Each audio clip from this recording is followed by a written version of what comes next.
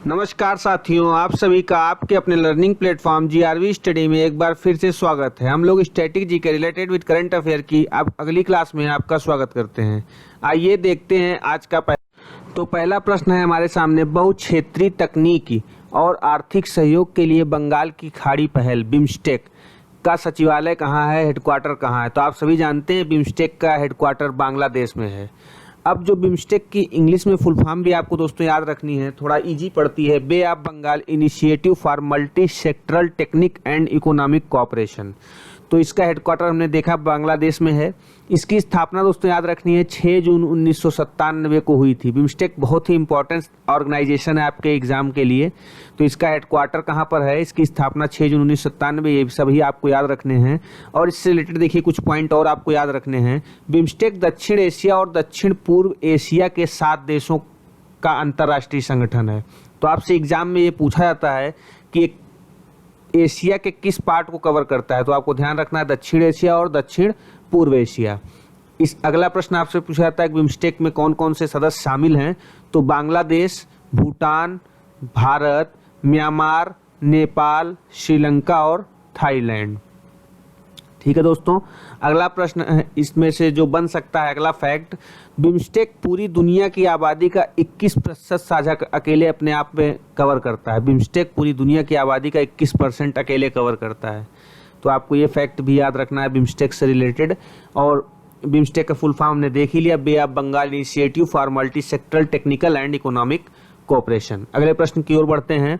अगला प्रश्न है हमारा global system for mobile operation GSM, जो हम लोग सिम यूज करते हैं जीएसएम, उसका एसोसिएशन का मुख्यालय कहाँ स्थित है, तो लंदन यूनाइटेड किंगडम में। अगले प्रश्न की ओर बढ़ते हैं। अगला प्रश्न है एशियाई विकास बैंक एडीबी का मुख्यालय कहाँ स्थित है। ये भी सभी इंटरनेशनल ऑर्गेनाइजेशन इंपॉर्टेंट होती हैं। तो इसका हेडक्वार्टर हमारा फिलीपींस में है और इसकी स्थापना 19 दिसंबर 1966 ईस्वी को हुई थी। अगला प्रश्न है भारतीय सेना का कॉलेज ऑफ मिलिट्री इंजीनियरिंग कहाँ स्थित है, CME college of military engineering कहाँ स्थित है, तो पुणे महाराष्ट्र में स्थित है। अगला प्रश्न है goods and service tax GST का अध्यक्ष कौन है। तो जानते हैं आप सभी लोग जीएसटी का अध्यक्ष वित्त मंत्री होता है और प्रेजेंट में हमारी वित्त मंत्री निर्मला सीतारमण जी हैं। जीएसटी से रिलेटेड सारे प्रश्न आपको पता है, जैसे जीएसटी सबसे पहले कहाँ लागू की गई थी, फ्रांस में लागू की गई थी। जीएसटी कंसेप्ट कहाँ से आया, जीएसटी भारत में कब लागू हुई, सारे कंसेप्ट आपको पता है। तो जीएसटी के ऊपर ज़्यादा हम लोग बात नहीं करते हैं, सीधा ये देखते हैं जीएसटी का अध्यक्ष कौन होता है, वित्त मंत्री, जो कि प्रेजेंट में निर्मला सीतारमण जी हैं। अगला प्रश्न है 2022 शीतकालीन ओलंपिक कहाँ आयोजित किया जाएगा। दोस्तों ओलंपिक जो समर ओलंपिक 2 प्रकार के होते हैं, एक शीतकालीन ओलंपिक होता है और एक ग्रीष्मकालीन ओलंपिक होता है। तो आपको डायरेक्ट क्वेश्चन ये मिलता है, किसी भी एग्जाम में आप बैठेंगे खेल से रिलेटेड प्रश्न मिलते हैं, तो ये प्रश्न जरूर आपसे पूछा जाता है कि अगला ओलंपिक कब आयोजित किया जाएगा। तो ओलंपिक प्रत्येक 4 साल में आयोजित किया जाता है, तो अगला 2022 शीतकालीन ओलंपिक कहाँ आयोजित किया जाएगा, बीजिंग चीन में आयोजित किया जाएगा। इसको आप लोग याद रखें। अगला प्रश्न है किस भारतीय शहर को पहाड़ों की रानी के उपनाम से भी जाना जाता है। तो आप सभी जानते हैं मसूरी, देहरादून में जो उत्तराखंड में है मसूरी, पहाड़ों की रानी के नाम से जाना जाता है। मसूरी प्लेस काफ़ी अच्छा घूमने लायक प्लेस है दोस्तों, यहाँ पे हर सेकंड में मौसम अपने आप को चेंज करता है। अगला प्रश्न है दोस्तों 2024 तक भारत का रक्षा निर्यात लक्ष्य कितना रखा गया है।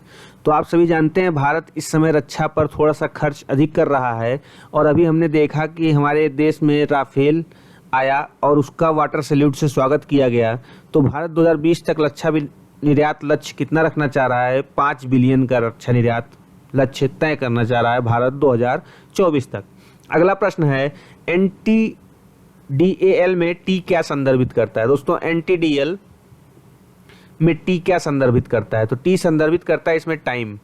अब आप लोग ध्यान दें कि यह क्वेश्चन इकोनॉमिक्स का एक क्वेश्चन है, इकोनॉमिक्स का एक बेसिक क्वेश्चन है, लेकिन स्टैटिक में चर्चा होने के कारण ये आपसे पूछा जाएगा, एग्जाम में कंफर्म पूछा जाएगा ये क्वेश्चन आपसे। तो आप सभी ध्यान रख लें, एनटीडीएल में टी क्या संदर्भित करता है, टाइम।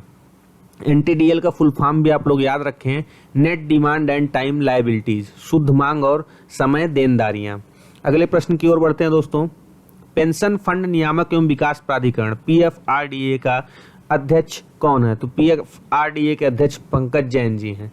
अब पीएफआरडीए की बात हुई है तो इसका हम लोग हेडक्वार्टर याद रखें, नई दिल्ली में है। पीएफआरडीए की स्थापना कब हुई, 23 अगस्त 2003 को। अगला प्रश्न, अकादमी पुरस्कार ऑस्कर का पहला संस्करण कब प्रस्तुत किया गया था? आप सभी जानते हैं ऑस्कर, बाफ्टा, ऐसे सभी अवार्ड आपके एग्जाम में पूछे जाते हैं। तो ये कब शुरुआत हुई थी इनकी, ये भी आपको याद रखना होता है, और कितने संस्करण हो चुके हैं ये सभी आपको याद रखना होता है।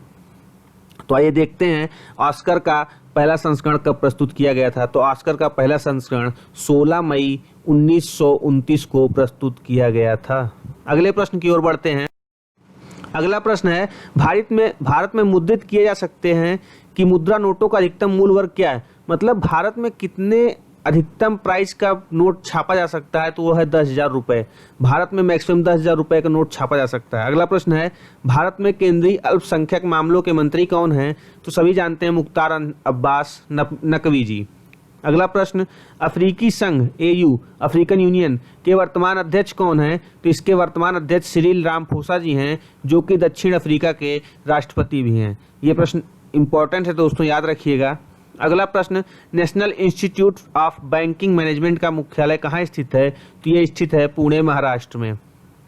ये काफ़ी अच्छा और माना जाना इंस्टीट्यूट है दोस्तों MBA करने के लिए। अगला प्रश्न, आर्थिक खुफिया इकाई EIU का मुख्यालय कहाँ स्थित है? तो ये है लंदन में। अगला प्रश्न, क्रिकेट में वैश्विक स्पर्धा में पहली महिला रेफरी कौन बनी है? देखिए, जो पहला होता है, जो भी काम पहला हुआ होता है वो आपको याद रखना होता है, क्योंकि उसके आपके एग्जाम में आने के चांसेस बहुत ही ज़्यादा होते हैं।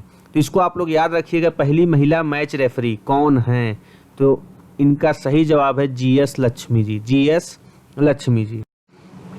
अगला प्रश्न है, संयुक्त अरब अमीरात UAE की राजधानी और मुद्रा क्या है? तो UAE की राजधानी अबू धाबी है और मुद्रा दिरहम है, और मुद्रा UAE दिरहम है। अगला प्रश्न, national insurance company limited NICL का मुख्यालय कहाँ स्थित है? तो NICL का मुख्यालय कोलकाता, पश्चिम बंगाल में स्थित है। अगला प्रश्न, दुनिया का सबसे बड़ा रेलवे स्टेशन कहाँ स्थित है? तो आप सभी अपने भारत का जो उत्तर प्रदेश एक स्टेट है, उसमें आप लोग गोरखपुर जिले को जानते होंगे।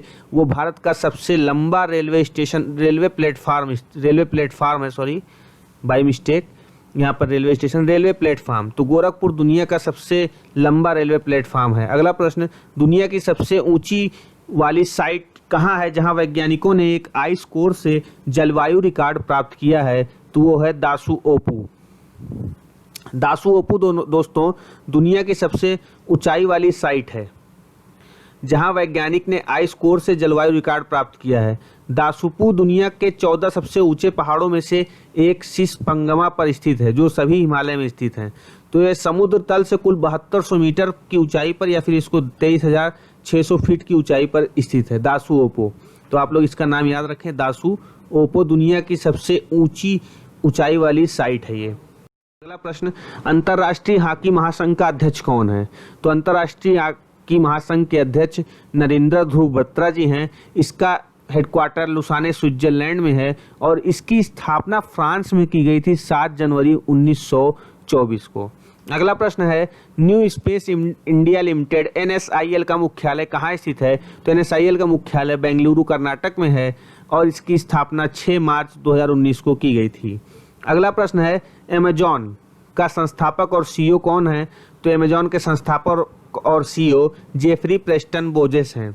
अगला प्रश्न, खादी एवं ग्रामोद्योग KVIC का मुख्यालय कहाँ स्थित है? मुंबई, महाराष्ट्र में। तो आज का सभी प्रश्न यही समाप्त होते हैं। क्वेश्चन ऑफ द डे आइए देखते हैं आज का क्वेश्चन ऑफ द डे है, प्रधानमंत्री उज्ज्वला योजना PMUY का लक्ष्य क्या है? तो PMUY का लक्ष्य आप लोगों को बताना है 10 करोड़, 9 करोड़, 8 करोड़, 7 करोड़, इनमें से क्या है? तो दोस्तों यदि आपको हमारी static GK related with current affair की ये क्लास अच्छी लग रही हो तो अपने दोस्तों के बीच साझा करें, सब्सक्राइब करें, शेयर करें और ज़्यादा से ज़्यादा लोगों को बताएं कि यहाँ पर स्टैटिक जीके की शॉर्ट क्लास चलती है जिसमें कम समय में अधिक से अधिक क्वेश्चन कराए जाते हैं आपको, ताकि आपका समय न वेस्ट हो और किसी प्रकार का कोई प्रचार नहीं किया जाता है बस। और आप लोग स्वस्थ रहें, मस्त रहें, घरों से बाहर तभी निकलें जब बहुत ही आवश्यक कार्य हो। धन्यवाद।